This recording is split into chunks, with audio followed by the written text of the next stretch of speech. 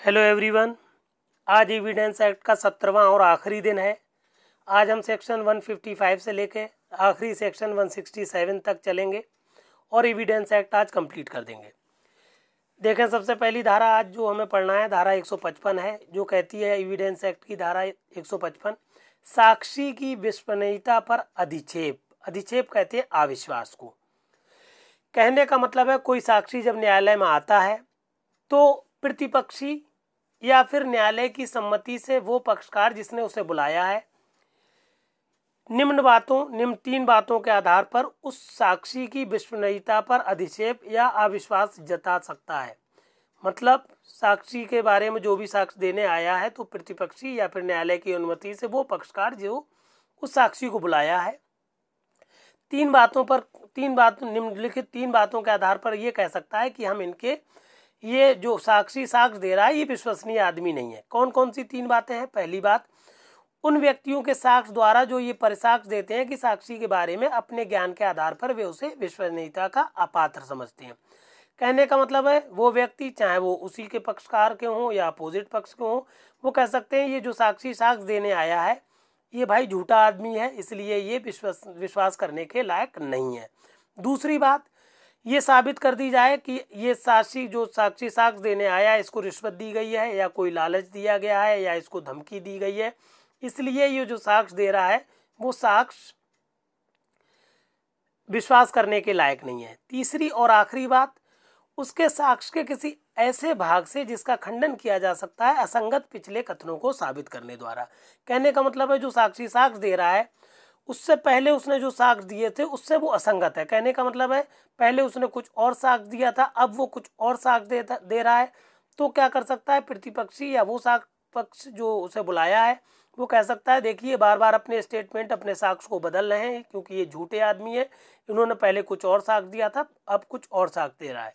कहने का मतलब है इन तीन आधार पर क्या हो सकते हैं, आप धारा 155 के अनुसार साक्षी की विश्वसनीयता पर अविश्वास जाहिर कर सकते हैं न्यायालय के समक्ष।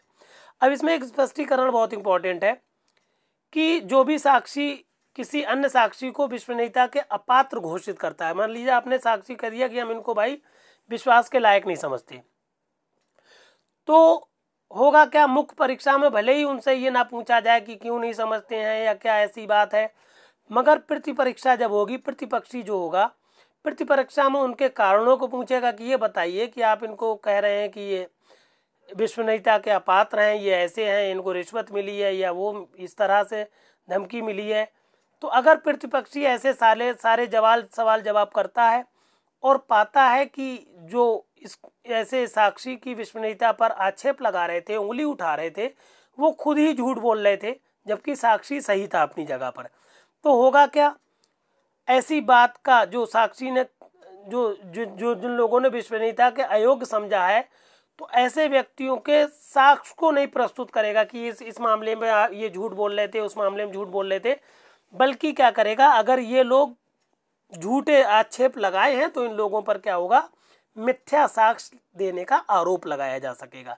कहने का मतलब है जिन लोगों ने उस साक्षी पर अधिक्षेप किया था, उसकी विश्वसनीयता पर उंगलियां उठाई थी, अब प्रतिपरीक्षा में जब उनसे प्रश्न किए गए तो वो लोग गलत निकले और जो साक्षी जिस पर वो उंगली उठा रहे थे वो ठीक था। फिर भी ये साबित करने के लिए कि उस वक्त वो साक्षी ठीक था, ये लोग गलत थे, आगे ये साक्ष्य नहीं दिए जाएंगे क्योंकि इसी में वरना मामला बहुत उलझ जाएगा। मगर होगा क्या, क्योंकि जो लोग ये आक्षेप कर रहे थे अब ये झूठे साबित हुए, इसलिए इनको झूठा साबित होने के लिए इन पर मिथ्या साक्ष्य देने के लिए आरोप लगाया जा सकेगा। फिर आप आ जाइए धारा 156 पर, सुसंगत तथ्य के साक्ष्य की संपुष्टि को प्रवृत्ति रखने वाले प्रश्न ग्राह्य होंगे। कहने का मतलब है जो तथ्य सुसंगत तथ्य की संपुष्टि करते हैं, जैसे सह अपराधी के बारे में हमने बताया था कि अगर संपुष्टि हो जाती है सह अपराधी के साथ तथ्यों की, साक्ष्य की या कथन की, तो व्यक्ति को दोष सिद्ध ठहराया जाता है। कहने का मतलब है कि जो तथ्य क्या हो सुसंगत तथ्य की संपुष्टि करते हो तो उन्हें क्या करता है न्यायालय, ग्राह्य बनाता है, ग्रहण करता है और उनके आधार पर निर्णय देता है। फिर धारा 157 को समझ ले, उसी तथ्य के बारे में पश्चातवर्ती अभिसाक्ष्य की संपुष्टि करने के लिए साक्षी के पूर्वतन कथन साबित किए जा सकेंगे। ये एग्जैक्टली धारा जब हमने आपको धारा 8 पढ़ाई थी एविडेंस एक्ट की और धारा 32 पढ़ाई थी, वहाँ दोनों जगह हमने ये धारा आपको पढ़ाई है। इस धारा का मतलब क्या है कि जैसे मृत्युकालिक कथन में हमने बताया था आपको, इससे रिलेटेड हमने दोनों जगह केस लॉ भी दिया, धारा 8 में भी दिया, धारा 32 में भी एक केस लॉ दिया सुप्रीम कोर्ट का 2022 का। हमने वहाँ पर बताया था कि अगर मान लीजिए मृत्युकालिक कथन कोई व्यक्ति करे, उसे लग रहा है कि अब हम मर जाएंगे और उसने कथन किया, मगर मृत्युकालिक कथन वो मर जाता तो वो मृत्युकालिक कथन हो जाता। मगर वो व्यक्ति ऐसा कथन कर ऐसी परिस्थिति में कथन करने के बाद जो मृत्युकालिक कथन हो जाता है उसकी मृत्यु के बाद, मगर वो बच गया। मृत्युकालिक कथन करने के बाद वो अगर बच जाता है तो चूंकि अब वो मृत्युकालिक कथन रहा नहीं, तो अब उसके कथन जो पहले उसने किए थे उनकी संपुष्टि की जाएगी। जो उसने पहले बात की थी कि उस वक्त आपने क्या कहा था, किस तरह से क्या घटित हुआ था, उस सब बातों की संपुष्टि की जाएगी, छानबीन की जाएगी, खोज की जाएगी, उसको पूरी तरह से साबित किया जाएगा कि आप सच बोले थे कि नहीं बोले थे। और इन सब बातों में क्या होगा, पहले किए गए कथन का अगर सब कुछ सही है तो साबित किया जा सकेगा। इसको कहते हैं संपुष्टि करना। धारा 157 इंपॉर्टेंट धारा है। फिर आप आ जाइए धारा 159 पर। 159 धारा क्या कहती है, 167 हो गई, 159 पर आ जाइए। स्मृति ताज़ा करना। स्मृति ताज़ा करने का मतलब है कोई भी साक्षी अगर न्यायालय के समक्ष आ रहा है, उसकी परीक्षा होना है, तो वो क्या करता है, दस्तावेज को देख सकता है, देखने की उसको अनुमति है, जिससे वो अपनी याददाश्त को ताज़ा कर पाए कि उसने क्या कहा था उस वक्त। क्योंकि मामला काफ़ी लंबा चलता है तो हो सकता है वो बातें भूल गया हो जो उसने अपने कथन में कही थी। फिर धारा 161 है स्मृति ताज़ा करने के लिए प्रयुक्त लेखों के बारे में प्रतिपक्षी का अधिकार। क्या होगा, अगर किसी भी 159 जो थी परीक्षा से संबंधित थी, परीक्षा से संबंधित व्यक्ति क्या कर रहा था, स्मृति ताज़ा कर रहा था।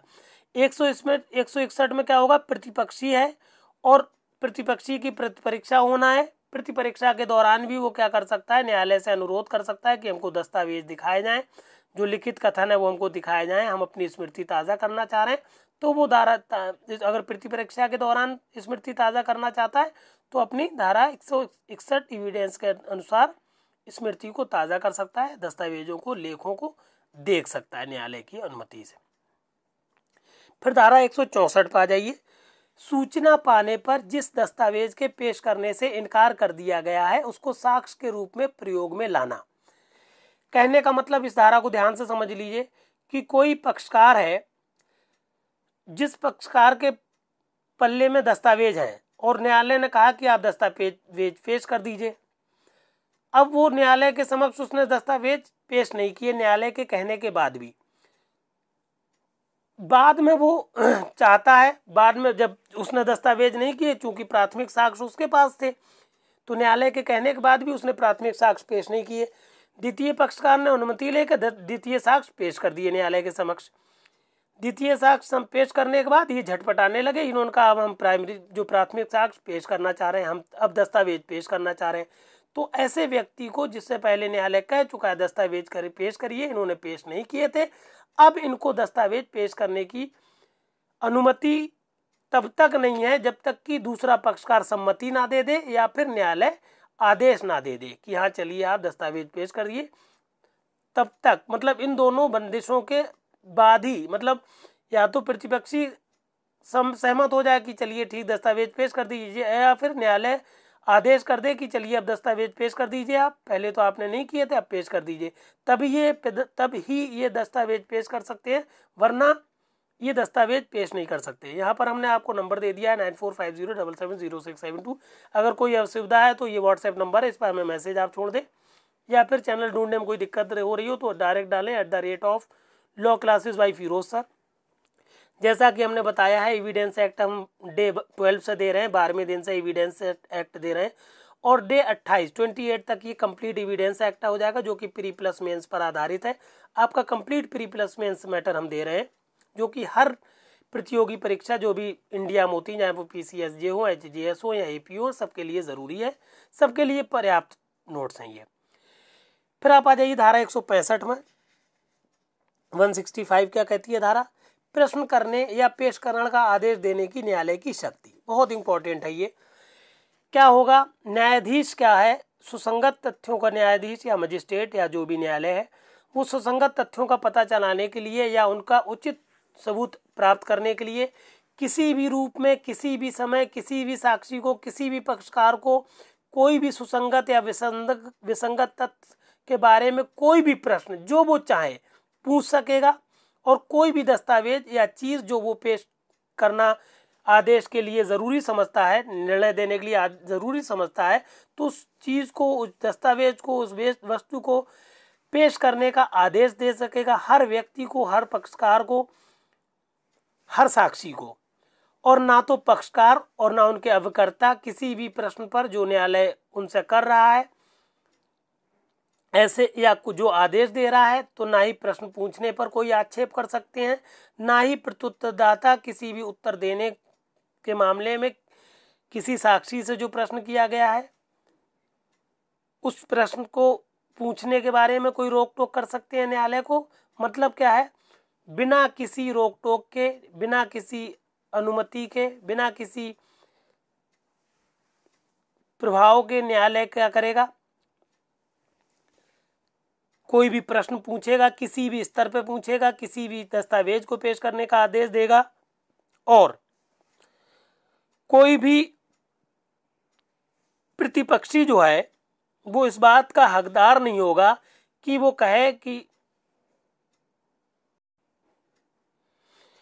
कोई भी प्रतिपक्षी न्यायालय के बीच में रुकावट नहीं डालेगा और बिना न्यायालय की अनुमति के किसी भी दूसरे पक्षकार से प्रतिपरीक्षा करने का हकदार नहीं होगा। यहाँ पर हमने अपना चैनल दिया हुआ है। इसमें एक परंतुक है, क्योंकि हमने पिछले टर्न पर आपको धाराएं बताई थी। धारा 121 से लेकर धारा 131 के बीच में जितनी भी धाराएं हैं वो एग्जैक्टली संसूचना प्रकट करने से संरक्षित है। मतलब यह है कहने का, धारा 121 से लेकर धारा 131 में ऐसी बातें कही जाती हैं, ऐसी संसूचनाएं होती हैं व्यक्तियों के बीच, पक्षकारों के बीच, जिनको संसूचित करने का दबाव उन पक्षकारों पर नहीं डाला जाता। मतलब ये नहीं कहा जाता कि आप न्यायालय में उन संसूचनाओं को प्रकट करें जो आपके मध्य हुई हैं। तो ऐसी संसूचनाओं को चूंकि प्रकटीकरण से राहत है, संरक्षण है, इसलिए उन मामलों में न्यायालय भी उन बातों पर जोर नहीं डाल सकता। कहने का मतलब है धारा 121 से लेकर धारा 131 एविडेंस एक्ट की हैं ये धाराएं। इन धाराओं के अंतर्गत जो प्रकटन से संरक्षित हैं संसूचनाएं, उनको प्रकट करने के लिए जोर नहीं देगा न्यायालय, विवश नहीं करेगा किसी भी पक्षकार को, वरना हर मामले में, हर स्तर पर, हर व्यक्ति को वो पेश करने के लिए जोर डाल सकता है, दबाव डाल सकता है। और ना ही कोई भी पक्षकार, ना ही उनके अभिकर्ता ऐसे प्रश्न या आदेश के प्रति कोई आक्षेप करेंगे, ना ही किसी प्रश्न के प्रत्युत्तर में कोई भी प्रतिपक्षी बिना इजाजत के बिना न्यायालय की इजाजत के प्रतिपरीक्षा का अधिकार रखेगा। कहने का मतलब है ये सारे अधिकार न्यायालय को हैं, ना कि पक्ष और विपक्ष को। पक्ष और विपक्ष अपनी औकात में रह के ही काम करेंगे। फिर आखिरी धारा हम लोगों की एविडेंस एक्ट की है, आखिरी टर्न पर आ गए। हालांकि ये अध्याय भी आखिरी है, हमने अध्याय नहीं लिखा है यहाँ पर। ये अध्याय जो चैप्टर नंबर 11 है, अध्याय 11 है, उसमें एक ही धारा है 167। ये धारा 167 कहती है, इंपॉर्टेंट धारा है, साक्ष्य के अनुचित ग्रहण या अग्रहण के लिए नवीन विचारण नहीं होगा। इसका मतलब समझ लें पहले कि अनुचित ग्रहण या अग्रहण का मतलब ये है कि अगर मान लीजिए कोई न्यायालय है, उसने कोई निर्णय दे दिया और न्यायालय में ये आक्षेप उठाया जाता है कि न्यायालय ने कुछ ऐसे साक्ष्य नहीं लिए थे जिनको लेना चाहिए था, तो न्यायालय अगर ये समझता है कि अगर साक्ष्य जो जिसकी बात चल रही है अगर वो साक्ष्य लिए भी जाते तब भी मामला ऐसा ही रहता, तब भी आदेश यही आता, निर्णय यही दिया जाता जो दिया गया है, ऐसे साक्ष्य लेने या ना लेने का कोई मामले पर असर नहीं पड़ता, तो क्या करेगा न्यायालय? ऐसे साक्ष्य के ग्रहण करने या जो अग्रहण रह गए हैं, अगृहीत रह गए हैं साक्ष्य, ऐसे अग्रहण के लिए नवीन विचारण का आदेश नहीं देगा। इसको लिखना कैसे है ये समझ लें। साक्ष्य का अनुचित ग्रहण या अग्रहण स्वयमेव किसी भी मामले में नवीन विचारण के लिए या किसी विनिश्चय के उल्टे जाने के लिए आधार नहीं होगा, यदि उस न्यायालय को जिसके समक्ष ऐसा आक्षेप उठाया गया है ये प्रतीत होता हो कि आपत्तित और गृहीत उस साक्ष्य के बिना भी विनिश्चय के न्यायोचित ठहराने के लिए पर्याप्त साक्ष्य था, अथवा ये कि यदि अगृहीत साक्ष्य लिया भी गया होता तो उससे विनिश्चय में फेरफार नहीं होना चाहिए था।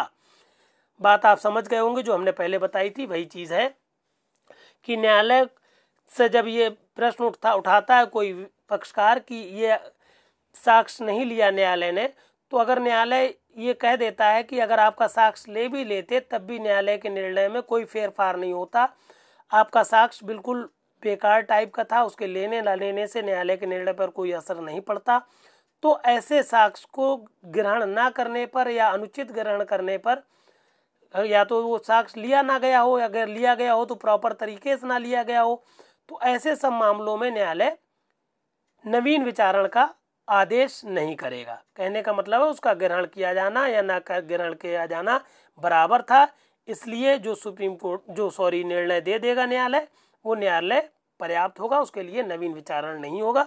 इससे संबंधित धारा 99 CPC की है, जब हम CPC आपको पढ़ाएंगे तो वहाँ पर भी हम इसके थोड़ा सा बताएंगे। जैसा कि हमने बताया है कि एविडेंस एक्ट को हमने डे 12 से लेकर डे 28 डे तक दिया है। एक इसकी प्ले लिस्ट भी हम बना देंगे, complete evidence act pre plus main series की, जिसमें आपको पूरा एविडेंस एक्ट मिल जाएगा प्ले लिस्ट में। एक प्ले लिस्ट हम CRPC की बना चुके हैं, कंप्लीट CRPC उसमें है प्री प्लस मेंस के बेस पे, और एविडेंस एक्ट की भी हम एक पूरी प्ले लिस्ट बना दें, अब तक की बना दी है, आगे भी एक कंप्लीट एविडेंस एक्ट की एक प्ले लिस्ट बना देंगे, जिसमें आप लाइन से सारे सेक्शंस को पढ़ते चले जाएंगे। अगर आपने अभी तक हमारा चैनल नहीं सब्सक्राइब किया है तो प्लीज़ ज़रूर कर लीजिए। जैसे ही आप सब्सक्राइब कर ले तो आपने जहाँ से शुरू करेंगे उससे नीचे की तरफ चले आइए, तो सारे सेक्शंस आपको, सारे वीडियोस लाइन से लगे मिल जाएंगे। हर वीडियो के साथ आपको ये हैंड रिटेन नोट्स की PDF मिलेगी, और पर्याप्त मैटर है हर कम्पिटिटिव एग्ज़ाम के लिए, चाहे वो PCS जे हो, HJS हो या AP हो, या फिर एंट्रेंस एग्ज़ाम हो या LLB हो। इसलिए आप इन सारे साथियों के इस मैटर को शेयर भी ज़रूर करिएगा। अब चूँकि हालांकि आपका ये जो एविडेंस एक्ट है ये कंप्लीट हो चुका है, मगर इसमें एक परिस्थिति जन्य साक्ष्य पर आधारित मामले से संबंधित लेटेस्ट पैटर्न पर क्वेश्चन पूछे जाते हैं, पूछ लिया जाता है। कोई भी ऐसा लेटेस्ट निर्णय दीजिए जो परिस्थिति जन्य साक्ष्य पर आधारित हो और जिसमें मामले को सिर्फ परिस्थितियों के अनुसार, जहाँ पर साक्षी मौजूद नहीं थे, सिर्फ परिस्थितियों के अनुसार सुप्रीम कोर्ट ने निर्णित किया हो। तो इसलिए हम ये निर्णय आपको दे रहे हैं, सुप्रीम कोर्ट का जजमेंट है ये। मनोज और एक अन्य बनाम मध्य प्रदेश राज्य AIR 2022 सुप्रीम कोर्ट। क्या हुआ है इसमें? मात्र परिस्थिति जन्य साक्ष्य के आधार पर भारतीय दंड संहिता की धारा 302, 34, 397, 34 और 447, 34। 34 आप जानते हैं सामान्य आशय से संबंधित है, 302 मृत्यु से संबंधित है, 397 जो है आप किसी के घर में लूटपाट करने जाते हैं तो इस तैयारी से अगर जाते हैं कि हम मौका पड़ने पर उसको घोर उपतिकारित करेंगे घर वालों को, या जो भी प्रतिरोध करेगा या उसको मार डालेंगे, अगर इस तैयारी के साथ जा रहे हैं तो धारा 397 होती है। और धारा 447 है आप किसी के घर में लूटपाट वगैरह कर रहे हैं। तो ये सब मामला था।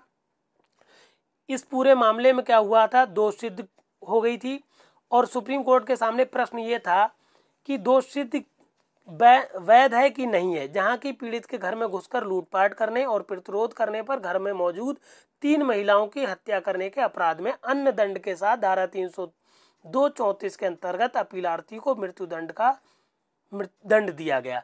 कहने का मतलब है, हालांकि गंभीर मामले थे कि इन लोगों ने जब लूट डकैती डालने गए ये घर में, तो जिन महिलाओं ने घर में विरोध किया था उनमें से इन्होंने 3 महिलाओं की हत्या कर दी थी। इन व्यक्तियों ने, कई एक लोग थे ये, तो इनको चूंकि मृत्यु दंड मिला तो सुप्रीम कोर्ट के सामने इन्होंने अपील की और कहा, ये सुप्रीम कोर्ट के सामने प्रश्न ये था कि मृत्यु दंड दिया जाना वैध है कि नहीं है। तो सुप्रीम कोर्ट ने जो अपना निर्णय दिया उस निर्णय सार को देख लें। सुप्रीम कोर्ट ने कहा कि जो अभिलेख है साक्षियों के जो जो अपीलार्थी के जो मौके के साक्ष्य हैं वो अपीलार्थियों के विरुद्ध हैं, क्योंकि इन लोगों ने क्या किया था, लूटपाट की है। क्यों की है? क्योंकि लूटपाट का सामान इनके कब्जे से मिला, और ये सब मामले इस तरफ इंगित कर रहे हैं कि ये लोग अपराधी हैं, अपराध किया है, लूटपाट की है, हत्या की है, घर में घुस के इन्होंने डकैती डाली है, इन सब के ये लोग दोषी हैं। मगर इन लोगों को, अपीलार्थी को क्या किया, सुप्रीम कोर्ट ने ये कहा, थोड़ी राहत दे दी। राहत ये दे दी, ये कहा कि हालांकि इन लोगों ने बहुत घृणित और क्रूर कार्य किया है, फिर भी मामले की परिस्थितियों को देखते हुए इनको मृत्यु दंड न देकर आजीवन कारावास दिया जाना चाहिए, जो कम से कम 25 साल का हो। 25 साल से पहले इनको ना छोड़ा जाए, कम से कम 25 साल तक की सज़ा, मतलब 25 साल तक का दंड इनको कारागार में रखा जाए। और ये कहते हुए सुप्रीम कोर्ट ने अपना जजमेंट दे दिया।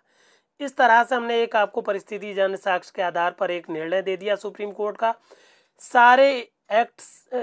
पूरा एक्ट हमने दे दिया, एविडेंस एक्ट का आपको, सेक्शन 1 से लेके 167 तक ये पूरा मैटर है। कॉम्पैक्ट प्लस एक्सप्लेन्ड मैटर है। जो धाराएं कम पढ़ाई गई हैं वो प्रीलिम्स में आती हैं, जो एक्सप्लेन करके बनाई वो प्री प्लस मेंस दोनों में आती हैं। मेंस के हिसाब से धाराएं इसलिए इंपॉर्टेंट है, उनके 20 से क्वेश्चन बनता है प्री में, इसलिए आपको प्री और प्री प्लस मेंस साथ में पढ़ना चाहिए। अगर आप कोई एग्ज़ाम दे रहे हैं साथ में तैयारी करना चाहिए। और अगर आप एलएलबी कर रहे हैं तो एलएलबी करने के दौरान आप जज की तैयारी करें। ये नोट्स इतने पर्याप्त हैं कि आपके एलएलबी में भी काम आएंगे, और अगर आप तैयारी कर रहे हैं, करते चले जाएंगे, तो जैसे ही आपकी एलएलबी कंप्लीट होगी आप जज बनने के लायक हो जाएंगे, तो आपकी तैयारी पूरी हो चुकी होगी। और अगर आप तैयारी कर रहे हैं तो बहुत ही सोने पर सुहागा है। ये नोट्स आप हर वीडियो के साथ हमने पीडीएफ लगाया हुआ है नोट्स का। जैसे वीडियो आप चलाएंगे मोर लिख के आएगा, मोर लिखते ही टच करेंगे तो डिस्क्रिप्शन बॉक्स में ये पीडीएफ खुल जाएगा। इस पीडीएफ को डाउनलोड कर लीजिए। डाउनलोड करने के बाद इस वीडियो को हमारे चलाइए, आपको पूरी बात समझ में आ जाएगी। और फिर वीडियो को 1-2 बार लगातार चलने दीजिए, जिससे आपको बात 100% समझ में आ जाए। फिर भी कोई असुविधा हो तो हमने अपना नंबर दे रखा है, इस नंबर पर हमसे संपर्क करिएगा। और ये चूँकि कंप्लीट मैटर है तो अपने हर साथी को ये मैटर शेयर कर दीजिए।